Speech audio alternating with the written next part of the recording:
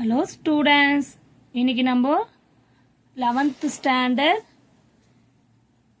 chapter 10 example 10.10 differentiate y equal to x cube minus 1 power 100 கொடுத்துக்காங்க. ஓகேவா? Power வந்து 100க்கும் 1 2னுக்கும் இது வந்து 100க்கு அவ்வளவுதான், வேற எதுவுமே இல்லை. சேம் மெத்தட் தான்.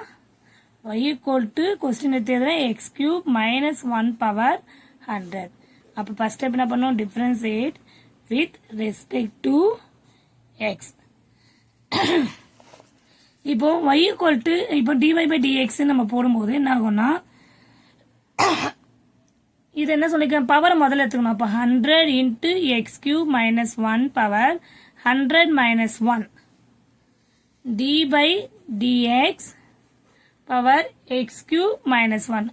பவரை மட்டும்தான் நம்ம முன்னாடி எடுத்துன்னு வரோம். அடுத்த ஸ்டெப் திருப்பியும் டிஃபரன்ஷியேட் பண்றோம் நம்ம. அப்போ டிஃபரன்ஷியேட் பண்ணும்போது என்னாகும், இந்த உள்ள இருக்க எக்ஸ் கியூப் மைனஸ் 1 எடுத்துக்கிறோம். செகண்ட் டைம் டிஃபரன்ஷியேட் பண்ற மாதிரி இருக்கும், அவ்வளவுதான்.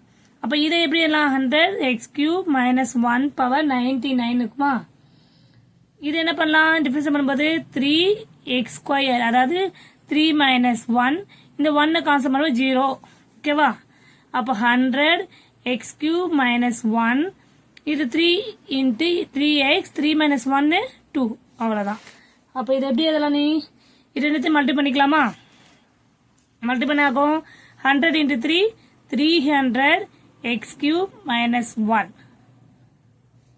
சரி, இங்கே 99 விட்டு பாருங்க, பவர் 99. 100 இன்ட்டு 3 300 எக்ஸ் ஸ்கொயரும் விட்டாச்சு. ஃபைனல் ஆன்சர் பாருங்க, dy by dx equal to 100 into 3x square வந்து 300 x square x cube minus 1 power 99.